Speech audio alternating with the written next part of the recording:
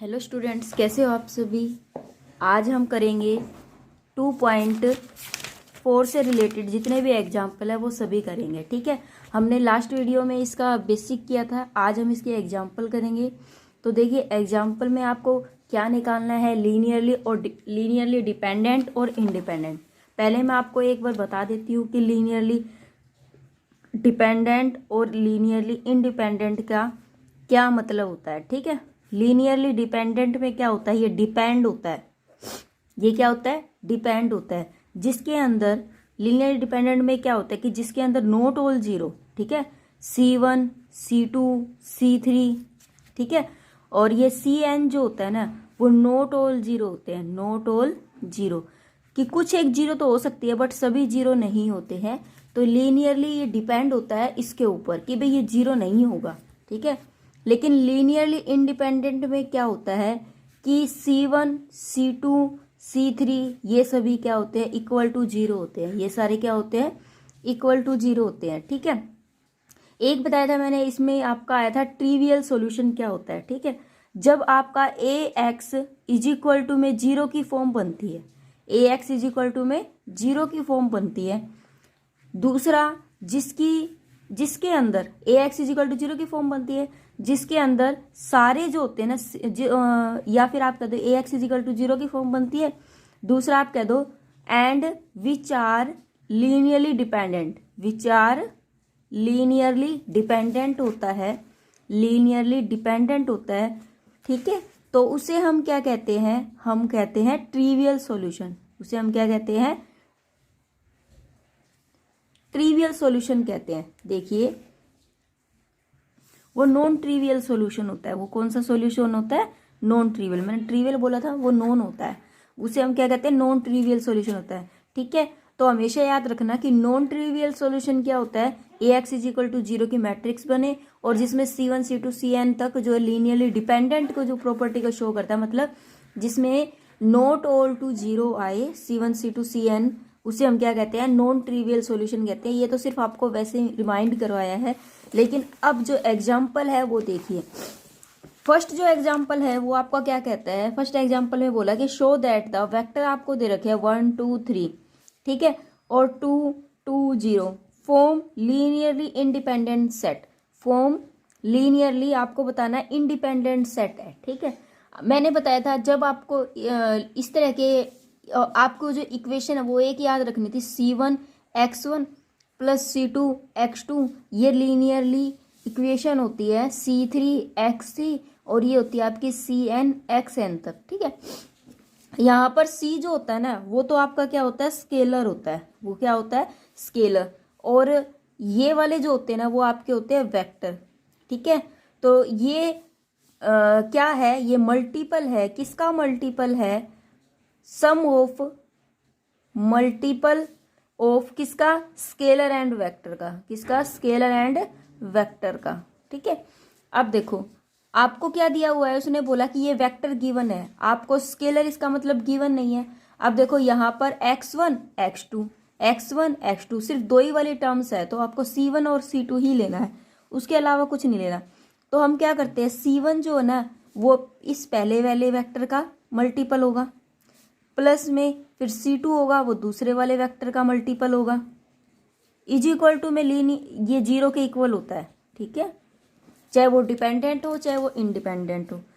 अब C1 से multiply करेंगे तो C1, ठीक है, 2C1 हो जाएगा, प्लस 3C1 कोमा लगेगा, प्लस में 2C2 2C2 और ये जीरो हो जाएगा। ठीक है, ये एज इट इज है, 0,0,0, ये हो जाएगा C1 plus 2C1 C1 plus 2C2, उसके बाद है 2C1 प्लस 2C2 और उसके बाद है 3C1 इज इक्वल टू में 0,0,0। ठीक है, इस तरीके की जो इक्वेशन है वो हमारी बनकर तैयार हो जाएगी। अब हमें C1 और C2 की वैल्यू निकालनी है। पहला आपको पता है कि पहला किसके बराबर है, जीरो के बराबर है, तो मैं क्या कर दूंगी, C1 प्लस में 2C2 इज इक्वल टू में क्या हो जाएगा, जीरो के बराबर। इसी तरीके से 2C1 प्लस 2C2 भी 0 के बराबर और 3C1 वो भी क्या हो जाएगा 0 के बराबर हो जाएगा। यहाँ से अगर मैं C1 की वैल्यू निकालूंगी तो वो भी क्या आ रही है मेरी, C1 की वैल्यू भी 0 आ रही है और C2 की वैल्यू भी 0 आ रही है। वो कैसे, देखो C1 की वैल्यू यहाँ पर क्या है 0, अगर मैं C1 की वैल्यू यहाँ रखूंगी तो C2 की वैल्यू ऑटोमेटिक ही 0 हो जाएगी। ठीक है, अगर मैं यहाँ से निकालूं, यहाँ पर C1 की वैल्यू रखूंगी तो 2C2 की वैल्यू अपने आप 0 हो गई। इसी तरीके से C2 की वैल्यू जब 0 है तो C1 की वैल्यू भी क्या हो जाएगी 0, है ही पहले से ही गिवन है वो वाली बात। तो ये देखो C1 और C2 दोनों की वैल्यू क्या आ रही है मेरे पास 0 आ रही है। अगर ये दोनों वैल्यू 0 है तो इसका मतलब क्या है, ये इंडिपेंडेंट सेट है, क्योंकि डिपेंडेंट में तो क्या कहता है नॉट ऑल 0, लेकिन ये तो दोनों 0 आ रहे हैं। तो हम क्या कहेंगे यहाँ पर कि then vector 1 2 3 and 2 2 0 is linearly independent. वो क्या हो जाएगा आपका लीनियरली इंडिपेंडेंट हो जाएगा। इसी के अंदर सेकंड क्वेश्चन जो आपको दिया हुआ है, सेकंड भी सेम है, लेकिन मैं एक बार आपको बता देती हूँ। सेकंड में क्या दे रखा है आपको 3 1 और माइनस का 4, ठीक है, और 2 2 और माइनस का 3।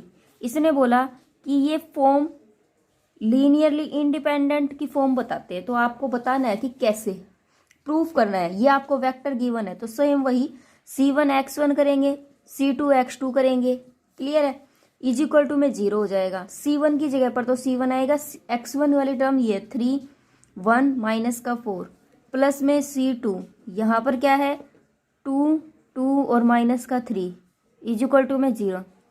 तो यहाँ पर क्या है आपको 3C1 और कोमा C1 माइनस का 4C1, ठीक है, प्लस में क्या दे रखा है आपको 2C2 और 2C2 और माइनस का 3C2। तो ये क्या हो जाएगा 3C1 प्लस में 2C2, ठीक है, उसके बाद क्या है C1 प्लस में 2C2, उसके बाद क्या माइनस का 4C1 माइनस का 3C2 इज इक्वल टू में 0 आ जाएगी। सारी टर्म्स जो है वो क्या हो जाएंगी मेरी 0 के बराबर हो जाएंगी। अब देखो जब सारी टर्म्स 0 के बराबर है तो ये क्या हो जाएगा, क्या वैल्यू निकलेगी, यहां से दो कोई इक्वेशन ले लो। 3C1 किसके बराबर हो जाएगा माइनस का 2C2 के बराबर हो जाएगा। अगर इसको 0 के बराबर रखूंगी तो C1 किसके बराबर हो जाएगा माइनस का 2/3 C2 हो जाएगा। यहाँ पर वैल्यू पुट कर दो C1 की, माइनस का 2/3 C2 plus 2C2 is equal to में 0। तो यहाँ से C2 की वैल्यू क्या आ जाएगी 0 आ जाएगी। अगर C2 की वैल्यू यहाँ पर रखूंगी तो C1 की वैल्यू भी क्या आ जाएगी 0। इसका मतलब क्या है C1 और C2 दोनों 0 आ रहे हैं। अगर C1 C2 दोनों 0 आ रहे हैं तो लीनियरली ये क्या है इंडिपेंडेंट सेट है, क्योंकि लीनियरली डिपेंडेंट में तो क्या कहता है कि नॉट ऑल 0, लेकिन इसमें तो 0 आ गया। तो ये क्या हो जाएगा आपका लीनियरली इंडिपेंडेंट सेट हो जाएगा। इसी तरीके से क्वेश्चन नंबर सेकंड है। सेकंड में आपको क्या दिया हुआ प्रूफ दैट, देखिए क्वेश्चन नंबर सेकंड में आपको क्या बोला है कि proof that the set of the vector 1 2 3 1 minus का 7 और माइनस का 8 और W इज इक्वल टू में दिस इज लीनियरली डिपेंडेंट। इसने ये सारे वेक्टर दिए हैं और ये बोला लीनियरली डिपेंडेंट है। लीनियरली अगर डिपेंडेंट है तो कोई ना कोई एक वैल्यू ऐसी आएगी जिसका मीनिंग होगा, ठीक है, जिसका कोई ना कोई वैल्यू जरूर होगी न्यूमेरिक।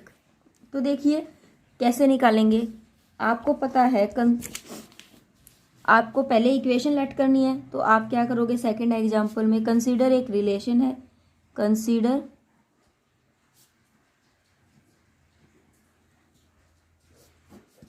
रिलेशन। इसमें हमें क्या करना है C1 और वेक्टर तो आपको दे ही रखा है कि 1 3 और 2 प्लस C2, उसके बाद 1 माइनस का 7 माइनस का 8, ठीक है, प्लस C3 2 1 और माइनस का 1, ठीक है, इज इक्वल टू में 0। तो इसमें हम क्या करेंगे C1 और ये हो जाएगा 3C1 और ये हो जाएगा 2C1, ठीक है। उसी तरीके से प्लस में C2 माइनस का 7C2 माइनस का 8C2, ठीक है। इसी तरीके से आपका ये हो जाएगा प्लस में 2c3 प्लस में c3 माइनस का c3 इज इक्वल टू में 0। ठीक है, इस तरीके से आपकी ये क्या निकल चुकी है इक्वेशन। तो अब हम क्या करेंगे, C1 C2 और C3, तो C1 plus C2 plus 2C3 is equal to 0। इसी तरीके से 3C1 माइनस का 7C2 और प्लस में C3 इज इक्वल टू में 0। ठीक है, इसी तरीके से 2C1 माइनस का 8C2 और माइनस का C3 इज इक्वल टू में 0। ठीक है, ये सारी चीज़ें आपकी आ चुकी है। अब हमें इनको क्या करना है, सोल्व करना है। तो कैसे सोल्व करेंगे,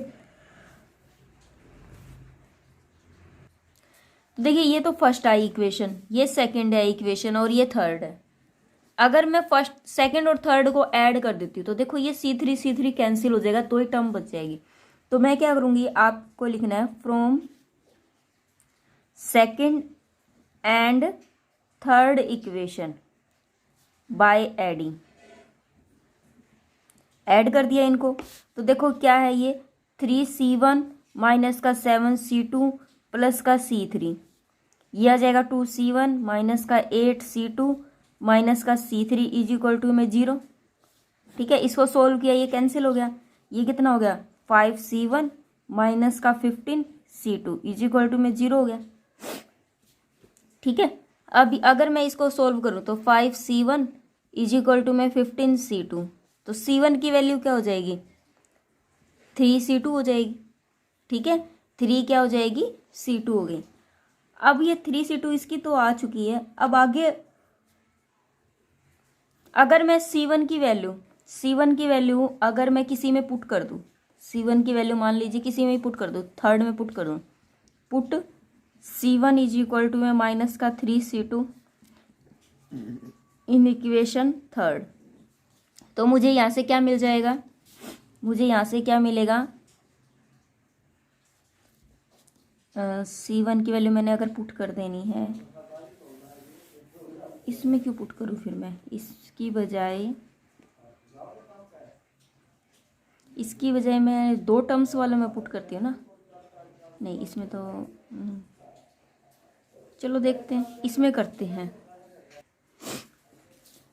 तो इक्वेशन थर्ड में अगर मैं रखती हूँ तो क्या हो जाएगा, ये हो जाएगा C1 की जगह पर ये हो जाएगा, तो ये हो जाएगा 3 दूनी 6C2 माइनस का 8C2 माइनस का C3 इज इक्वल टू में 0।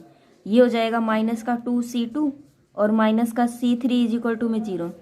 तो माइनस का 2C2 को यहीं रहने दो और C3 को वहाँ ले जाओ। ठीक है, C1 की वैल्यू आ गई है, C3 की वैल्यू आ गई है। अगर मैं C1 इज इक्वल टू में 3C2 and C3 is equal to में माइनस C2 पुट कर दूँ, पुट इन इक्वेशन फर्स्ट। ठीक है, तब क्या हो जाएगा, अगर मैं इसके अंदर पुट कर देती हूँ इस वाली वैल्यू के अंदर, तब देखो क्या होगा। अगर मैंने इस वाली वैल्यू के अंदर पुट कर दिया तो ये हो जाएगा C1 प्लस C2, पहले इसको एज इट इज लिख लो 2C3, C1 की जगह पर पुट कर दो 3C2 और C2 एज इट इज रहेगा और इसकी जगह पर आ जाएगा माइनस का 4C2। अब C2 है सारे, ये 4 है ये 4 है, तो C2 की वैल्यू तो मेरे पास C2 ये तो सारा 0 ही हो गया ना। ठीक है, 0 आ गया, विच इज ट्रू कि दो वैल्यू तो आपकी ऐसी थी कि जिनकी कुछ ना कुछ वैल्यू आ रही थी, ये तो पूरा ही 0 हो गया, C2 की वैल्यू तो 0 निकली ही नहीं। तो देखो C1 की वैल्यू ये आ रही है और C3 की वैल्यू आ रही है, तो दो वैल्यू तो ऐसी है जो नॉन जीरो है। ठीक है, जो 0 के इक्वल नहीं है, और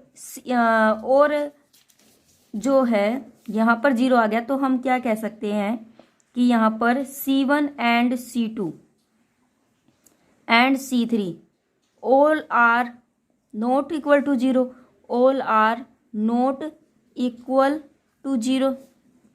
अगर ये सभी में से सभी के सभी 0 के बराबर नहीं है तो आप क्या कहोगे, this is the linear dependent set. ये कौन सा सेट होगा, लीनियरली डिपेंडेंट सेट होगा। क्लियर है। ठीक है, उसके बाद देखिए मैंने एक इसने सेकंड मेथड भी दिया है, मैंने आपको सेकंड मेथड भी करवाया था, बताया था कि भाई आप ना वो भी लगा सकते हो, रो इक्वेशन की फॉर्म लगा के आपको ये लगाना है, जीरोज निकालनी है, ठीक है। जितनी इसकी रैंक आएगी ना, रैंक अगर आपकी इक्वल आती है, अगर रैंक कम आती है, रैंक जो है मैट्रिक्स से अगर कम आती है तो वो लीनियरली डिपेंडेंट सेट होता है। वो कौन सा सेट होता है? Linearly dependent. इसका जो सेकंड पार्ट है वो भी मैं करवा देती हूँ ताकि आपको दिक्कत ना हो। तो मैं आपको अलीटर करा रही हूँ ताकि ये ना दूसरा ऑप्शन जो है इस क्वेश्चन को करने का वो क्या है।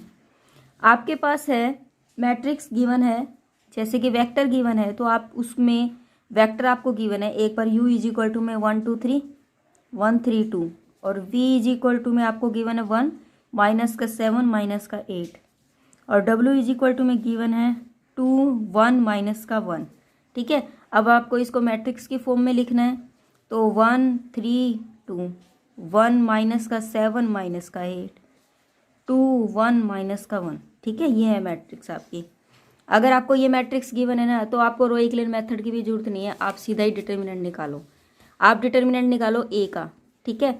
ए का डिटर्मिनेंट निकालते हो 1 का, तो ये हो जाएगा 7 प्लस का 8 माइनस का 3 माइनस का 1, और ये प्लस का 8 दूनी 16 प्लस का 2, ये हो जाएगा 1 7 दूनी 14, तो ये हो जाएगा 8 और 7 15, 16 में से गया 15 15 3 45 माइनस का 14 1 15 15 दूनी 30, ये हो जाएगा 0, ठीक है। इसका डिटर्मिनेंट अगर 0 आया है तो आपको क्या करना है, इसका मतलब इसका डिटर्मिनेंट अगर 0 आ गया तो इसकी जो रैंक ऑफ ए होगी वो क्या होगी? लेस देन होगी, किससे? 3 से लेस देन होगी। किससे लेस देन होगी? 3 से लेस देन होगी। अगर इसकी लेस देन 3 से है, मतलब इसकी जो ऑर्डर है वो 3 इंटू 3 का है, इससे भी अगर इसकी कम है तो इट मीन्स क्या है कि ये लीनियरली डिपेंडेंट सेट है। ये कौन सा सेट है? Linearly dependent set. Linearly dependent set की पहचान यही है कि अगर उसकी रैंक 3 से लेस आती है तो वो लीनियरली डिपेंडेंट होगा। क्लियर है? ठीक है। जो मैट्रिक्स आपको गिवन है ना, उससे अगर कम आएगी तो वो लीनियरली डिपेंडेंट सेट होगा, ठीक है। आप इसको इतना भी कर सकते हो, रो इक्विवेलेंट मेथड से के बिना भी सोल्व कर सकते हो। तो देख लेना आपको किस हिसाब से क्वेश्चन करना है। क्वेश्चन आपका दोनों तरीके से राइट है। आपको दे रखा है एग्जाम्पल नंबर 3 में क्या दिया हुआ है कि proof that the set 1 2 0 0 3 1 and this is the linearly independent set. सबसे पहले मैं इसको एक बार वेक्टर की फॉर्म, इसकी फॉर्म में करवा देती हूँ। मैट्रिक्स की फॉर्म में 1 2 0 गिवन है, 0 3 1 माइनस का 1 0 1, ठीक है। तो हम क्या करते हैं, पहले इसका डिटर्मिनेंट निकाल लेते हैं। तो 1 हो जाएगा, 1 करेंगे तो ये 3 और ये 0, माइनस का 2, ये 0 और ये माइनस का 1 है तो प्लस का 1, तो 3 और ये हो जाएगा माइनस का 2, तो कितना आया हो? 1 आया। इट मीन्स क्या है, इसका जो रैंक ऑफ मैट्रिक्स है वो किसके इक्वल आ गई? 3 के।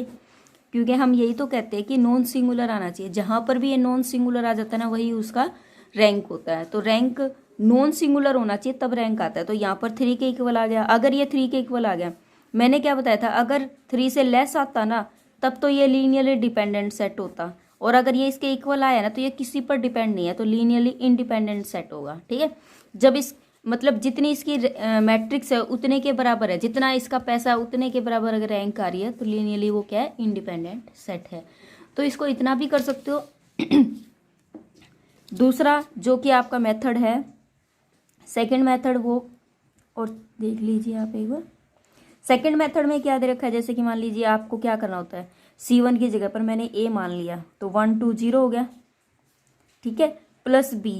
अब 0 3 1 सिर्फ मैंने लीनियर इक्वेशन में रखा है बेटा, कुछ नहीं रखा है। जैसे कि आप क्या करते हो, AU करते हो, प्लस में BV, प्लस में CW, इस तरीके से करते ना, इज इक्वल टू में 0, या फिर ये ले लो C1 X1, इससे तो आपको याद ही रहेगा C2 X2, और ये CN XN, ठीक है। यहाँ पर जिस फॉर्म में दे रखा है मैंने वही फॉर्म ले ली कि मैंने C1 को क्या मान लिया? A मान लिया, ठीक है, और U वाली टर्म्स ये गिवन ही है आपको, ठीक है। C2 को मैंने B मान लिया और C3 को मैंने C मान लिया। वो इसलिए माना क्योंकि आपकी बुक में है, ताकि आप जब बुक को चेक करो तो आपको कन्फ्यूजन ना लगे। अब इसकी मल्टीप्लाई कर दो, A 2A और ये हो जाएगा 0, ठीक है, प्लस में 0 3B और ये हो जाएगा B। ठीक है, और यहाँ प्लस है, यहाँ माइनस का c, ये 0 और ये c इज इक्वल टू में 0 0 0। ठीक है, अब ये देखो a प्लस 0 माइनस का c is equal to 0, 2a plus 3b is equal to 0, तो ये हो जाएगा b plus c is equal to में 0। ठीक है, यहाँ पर क्या है, a minus c is equal to 0, और यहाँ क्या है, b minus c, b plus c is equal to 0। मैंने इन दोनों को एक बार, इस वाली को फर्स्ट, ये सेकंड है और ये थर्ड है, इनको इकट्ठा करके लिख लिया, ये कैंसिल हो गया, ये क्या बन गया, a plus B is equal to में 0 बन गया, तो a की वैल्यू क्या आ गई, माइनस का b आ गई। अगर मैं a की वैल्यू यहाँ पुट करती हूँ, यहाँ पर पुट करती हूँ, a की वैल्यू माइनस का 2b अगर पुट करती हूँ, तो माइनस का 2b प्लस का 3b इज इक्वल टू में 0, तो b की वैल्यू क्या आ जाएगी, 0। तो देखो b की वैल्यू अगर 0 आती है तो a की वैल्यू भी 0 आ गई, a की वैल्यू भी 0 आ गई, b की वैल्यू भी 0 आ गई। अब c की निकालनी है, अगर मैं b की वैल्यू यहाँ पुट कर देती हूँ, 0 plus c is equal to 0, तो c की वैल्यू भी क्या, 0।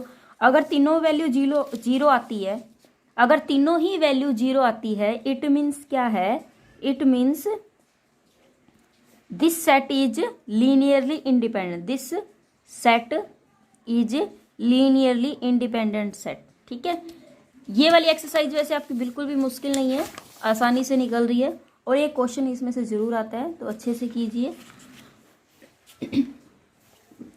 उसके बाद देखिए जो क्वेश्चन है, नेक्स्ट क्वेश्चन नंबर आपका दिया हुआ है 4th क्वेश्चन। ठीक है, 3rd हो चुका है, 4th में देखिए क्या दे रखा है, फाइंड द p की वैल्यू आपको निकालनी है। फाइंड द p, आपको वेक्टर गिवन है, वेक्टर आपको अब की बार इस फॉर्म में गिवन है, एक वेक्टर 1 2 3 गिवन है। ठीक है, दूसरा वेक्टर आपको गिवन है माइनस का 1 4 0, और तीसरा वेक्टर आपको गिवन है 3 0 p। आपको बताना है ये यहाँ से ऐसे लीनियरली डिपेंडेंट सेट है या नहीं है, ये बताना है। ठीक है, इस तरीके से अगर गिवन है, सबसे पहले तो मैं आपको एक वही मेथड करा देती हूँ कि आपको इसका लीनियरली डिपेंडेंट है। लीनियरली डिपेंडेंट के लिए क्या होता है कि जो रैंक होती है वो हमेशा ऑर्डर से कम आनी चाहिए। ऑर्डर तो इसका 3 है, तो इससे लेस आनी चाहिए, तो आपको लीनियरली डिपेंडेंट होगा। ठीक है, याद रखने का तरीका ये हो जाएगा कि ये इसके ऊपर डिपेंड है, इसके पास कम है, रैंक इसकी कम है इससे, तो इसके पास कम एलिमेंट है, कम एलिमेंट तो इसके ऊपर डिपेंड रहेगा। ठीक है, और अगर बराबर होते हैं तो कोई किसी पर डिपेंड नहीं है, ये भी उतना ही रिच है, उतना ही रिच ये है। तो मैं अगर इसको एक मैट्रिक्स की फॉर्म में अगर लिखती हूँ, तो यहाँ 1 2 3, ये माइनस का 1 4 0, ये 3 0 p। अगर ऐसे आती लिखी हुई, जैसे पहले लिखी थी कि u इज इक्वल टू 1 2 3, तो आप एज इट इज लिख देते। ठीक है, अब ऐसे आई है तो ऐसे लिख दो। अब मैं इसका डिटर्मिनेंट निकाल देती हूँ, a का डिटर्मिनेंट निकालती हूँ तो 1, ये हो जाएगा 4p। मुझे p की वैल्यू निकालनी है, इसीलिए मुझे ये वाला ही लगाना जरूरी है, वो उस वाले से भी सोल्व हो जाएगा, ऐसी कोई दिक्कत नहीं होगा, लेकिन मुझे ये ज़्यादा इजी लगा कि 4p, ये 0 माइनस है तो ये प्लस का हो जाएगा 1। अब ये क्या हो गया 2p, ये हो जाएगा प्लस का 3, ये 0 और ये हो जाएगा 4 3 12। ठीक है, तो a का डिटर्मिनेंट इज इक्वल टू में ये हो जाएगा 4p, ये हो जाएगा 2p, और ये हो जाएगा माइनस का बार ये 36 इज इक्वल टू में 0, ये हो जाएगा 6p बराबर में 36। तो p की वैल्यू कितनी आ रही है 36/6, छिको 36, तो p की वैल्यू कितनी आ गई 6 आ गई। ठीक है, p की वैल्यू कितनी आ गई आपके पास 6 आ गई, ये आपका आंसर हो गया। इसी तरीके से आपको एग्जाम्पल नंबर 5th में क्या दिया हुआ, आपको सेम वही है, आपको सेम उसी तरीके से निकाल सकते हो आप। 3 -1 5 5 -1 1। आपको बताना है ये लीनियरली डिपेंडेंट है, लीनियरली डिपेंडेंट अगर है। ठीक है, लीनियरली, इसने बोला था लीनियरली इंडिपेंडेंट है, ये लीनियरली इंडिपेंडेंट है तभी हमने इसको इक्वल टू 0 लिया है, अदरवाइज आप लेस लेते हैं। इसने बोला ये लीनियरली डिपेंडेंट है, लीनियरली डिपेंडेंट है तो इसकी रैंक कम होगी। ठीक है, देखिए कैसे करेंगे हम। इसने भी लीनियरली डिपेंडेंट बोला था, तो इसकी वैल्यू जो है वो इक्वल टू 0 लेंगे। इसमें भी लीनियरली डिपेंडेंट बोला है, तो 3 की जो है डिटर्मिनेंट वो इक्वल टू 0 लेंगे। तो हम क्या निकालेंगे, इसका डिटर्मिनेंट निकालेंगे। ठीक है, लीनियरली डिपेंडेंट में हमेशा याद रखिए जो ऑर्डर आपको गिवन है उस ऑर्डर पर डिटर्मिनेंट आपको हमेशा इक्वल टू 0 मिलेगा। ठीक है, अब देखिए इसको सोल्व करेंगे तो -1 ये +5 -3 ये 0 माइनस ये +k +5 ये 0 और ये हो जाएगा +k 5 में से गया 4 4 दूनी 8 -3k और ये हो जाएगा 5k इज इक्वल टू में 0। ठीक है, तो यहाँ क्या हुआ 5 में 8 ये +2k इज इक्वल टू में 0, तो k इज इक्वल टू में -8/2 2 चौके 8, तो k की वैल्यू क्या आ जाएगी -4 आ जाएगी। k की वैल्यू क्या आ जाएगी -4, तो k की वैल्यू ही मुझे निकालनी थी और k की वैल्यू जो है वो मेरी -4 आ चुकी है। तो हमारा जो एग्जाम्पल का सिलसिला है आज वो यहीं ख़त्म होता है। आज हमारे सेकंड चैप्टर के सभी एग्जाम्पल जो है वो कंप्लीट हो चुके हैं। इसके बाद अब एक्सरसाइज के जितने भी इम्पोर्टेंट क्वेश्चन है वो सभी आपको करवाए जाएंगे। ज़्यादा से ज़्यादा प्लीज़ आपसे रिक्वेस्ट है आप ज़्यादा से ज़्यादा लोगों को ये वीडियो शेयर कीजिए। और अगर आपको कोई क्वेश्चन समझ नहीं आता या आपको कोई क्वेश्चन में एरर लगे, आपको कुछ पूछना हो तो प्लीज़ हमें कमेंट बॉक्स में कमेंट कीजिए। संडे को वो क्वेश्चन आपको ज़रूर समझाया जाएगा। तब तक के लिए bye bye, take care, thank you, have a nice day.